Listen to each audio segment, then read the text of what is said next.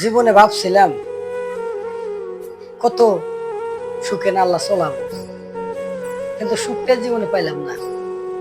কষ্ট করতে করতে জীবনটাই শেষ করে আনলাম, কিন্তু সুখ পাইলাম না। আফসোস মনে করে আল্লাহর কাছে যে কি পাপ করছিলাম মালিকে ভালো জানে। আমি নিজেও জানি না যে আল্লাহর কাছে কি পাপ করছিলাম, এই পাপের আমাকে সাজা দিছে। যাই হোক, সবই আল্লাহ লীলা খেলা, কি বুঝো না। আল্লাহ যার তো ধীরে ধীরে তুই ওটা হবই, আফসোস করে তো লাভ নাই। সবচেয়ে বড় কথা কি ভাই, এই পৃথিবীর মধ্যে আপনি একটু না ভালো চলেন, আপনার পাশে দেখেন কত মানুষ। আপনি একটু খারাপ চলেন না ভাই, মানুষে ভাবে কি জানেন পাড়া দেড়োটা ভাই মানে খারাপ চলতেছে, এটাই সবসময় ভাবে মানুষ।